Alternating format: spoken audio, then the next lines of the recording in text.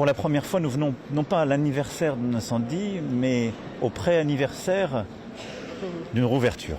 Et c'est très émouvant de se retrouver là un an avant. Vous voyez l'avancée extraordinaire des travaux et nous tenons les délais.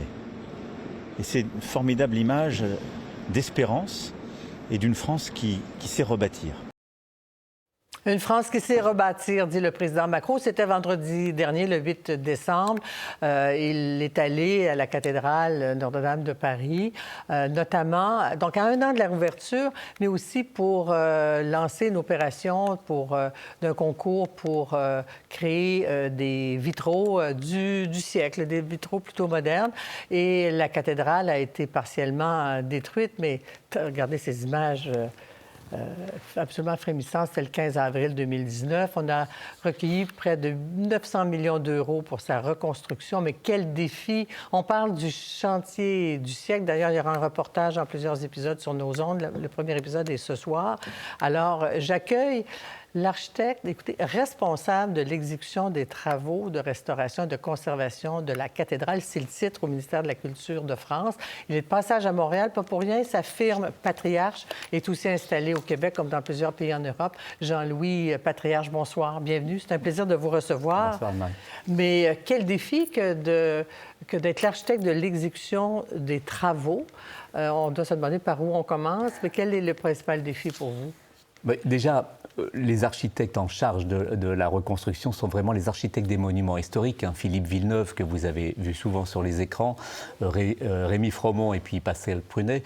Nous sommes plutôt la boîte à outils qui est là pour les aider à mettre en œuvre tout ce travail-là et à les libérer des tâches trop complexes pour eux ou qui sont trop chronophages pour qu'ils se concentrent sur les œuvres d'architecture antique du Moyen-Âge. Donc, les défis, c'est ça, c'est de trouver les bons moyens de levage, des grues. Vous avez vu la flèche, là, c'est 100 mètres de hauteur. Il a fallu trouver des grues. Réinstallé ces derniers jours. Et oui, réinstaller, remonter. Ouais. Il a fallu, pendant les travaux, organiser tout ce qui était échafaudage.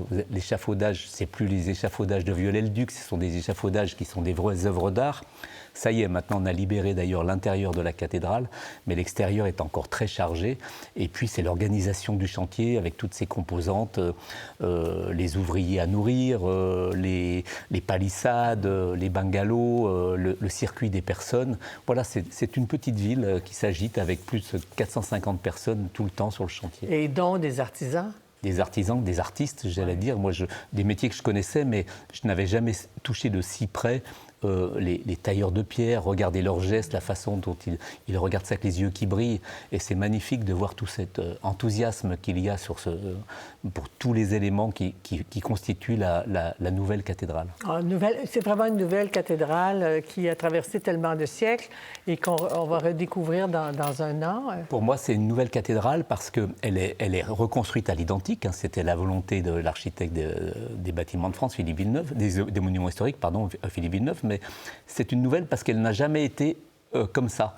Comme elle s'est construite sur 2 siècles, elle a été salie par les bougies, par les fumées, par le temps. Alors que là, à l'intérieur, quand on rentre maintenant, c'était extraordinaire parce que la pierre est toute blanche d'un seul coup. Et donc, on a une pierre qui est magnifique parce qu'elle a été nettoyée avec une sorte de pelage que l'on a fait avec du latex, c'est-à-dire qu'on a projeté du latex sur les murs, on l'a pelé et ça a enlevé toutes les poussières, le plomb bien sûr, mais aussi les poussières du temps, de plusieurs siècles. Et ça donne quelque chose d'extraordinaire, oui. Toute la patine et tout ça. Exactement. Ah ouais. Sans enlever de matière, sans enlever de calcaire. Oui. Et qu'est-ce qui a été essentiellement... Bon, on avait peur de perdre la flèche. Comment la flèche a été restaurée ou sauvée? Alors, il y a eu un débat, bien sûr. Faut-il faire une flèche moderne, contemporaine, peut-être un concours? D'ailleurs, le général Gelin était des fois en dispute avec Philippe Villeneuve. Mais finalement, pour les avoir côtoyés souvent, se voir se disputer, c'était plutôt des chamailleries. C'était assez intéressant. Et de voir cette flèche à l'identique, c'est magnifique. Elle n'est pas tout à fait à l'identique parce que le bois est un vrai bois de chêne alors qu'elle ne l'était pas comme ça auparavant. Mais c'est extraordinaire. Donc, des artisans l'ont refaite. Refaite complètement. Elle a été montée à Blanc, dans l'est de la France. Et puis là, elle a été montée sur place. La croix a été posée dernièrement et le coq va être posé samedi. Oui, et on me disait, je disais qu'on va avoir un musée pour... on aura les moyens de construire un musée pour déplacer ou certains vitraux ou certaines pièces. Je pensais que le coq allait se retrouver aussi dans le musée éventuellement. Alors, l'ancien coq, là, il a été refait. Hein, et Philippe Villeneuve l'a redessiné aussi, peut-être en insistant sur le côté des elfes type phénix qui renaît de ses cendres. C'est assez intéressant. Donc, il y aura aussi ce musée. Oui. Et est-ce qu'il y a un débat en ce moment en France? Je ne sais pas comment ça vous inquiète ou pas, parce que le président Macron a lancé ce concours donc pour avoir des nouveaux vitraux latéraux, mais pour le siècle moderne, par opposition aux vitraux originaux. Oui. Il y a une pétition en ce sens. C'est une discussion. Alors, moi, je ne participe pas au débat parce que c'est vraiment du travail des architectes des monuments historiques de prendre ce genre de décision en intelligence avec le président Macron et puis Philippe Jost, qui était l'adjoint du général Georgelin. Qui est décédé, lui, d'un accident bête. Oui, malheureusement, et qui a pris la suite.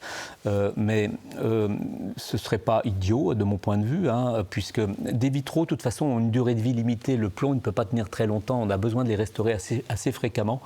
Ça, c'est une décision qui peut être forcément... politico-culturelle. Complètement, voilà. Donc, je ne veux pas me mettre dans le débat. Non, je comprends. C'est une signature. Mais on peut penser, vu d'ici, que Macron veut laisser sa signature à cette promesse qu'il avait faite de retrouver rapidement la cathédrale. Ça avait ému le monde, au fond, que cet incendie. Parce que il y a des millions et des millions et des millions de visiteurs chaque année. C'est vraiment ça. Et puis d'ailleurs, c'est assez bizarre. C'est mon cousin médecin au Québec qui m'a prévenu de l'incendie quand j'étais dans mes bureaux de Paris. Et parce que vous aviez bien relayé l'information, il a vu ça. Et tout de suite, j'ai su ça comme ça. Et c'est vrai que ça intéresse tout le monde. On travaille actuellement... De toute religion, d'ailleurs. De toute religion, le monde entier. Avec mon équipe de Luc Bélanger du Québec, ici, on travaille pour le groupe Stellantis à Détroit, par exemple. Le CIO de Chrysler Détroit nous a parlé de la cathédrale de Notre-Dame de Paris. Il dit c'est vous qui vous occupez de ça, etc. C'est impossible d'aller à Paris sans faire le détour. Tout le monde parle de ça. Et c'est vraiment... Mais rien que ça, je trouve que c'est intéressant de voir tous ces compagnons qui travaillent ensemble sur cet ouvrage-là. La charpente est pratiquement terminée aujourd'hui. Les tailleurs de pierre ont pratiquement terminé. On a fini donc la phase 1 qui était la sécurisation. On est passé maintenant à la phase de restauration qui va se terminer, vous l'avez dit tout à l'heure, le 8 décembre 2024. Pourquoi le 8? Je Alors, pensais à l'Immaculée Conception, moi. Eh ben, c'est exactement ça. En fait, la discussion, ce que j'ai compris, le général qui m'a dit ça, j'y avais posé la même question, il m'a dit, comme on avait quand même promis que ça se passerait en 2024, mais qu'avec la pandémie du Covid, on a pris un petit peu de retard, ce serait vraiment bien qu'on aille le plus loin possible. Le 8 décembre, c'est la fête de la Vierge, alors allons-y. Allons-y, alors on ira voir. Merci beaucoup, Jean-Loup Patriarche, de votre visite. C'est un privilège de vous avoir reçu. À bientôt. Au revoir. Pour voir nos émissions en entier, rendez-vous sur la chaîne Ici RDI.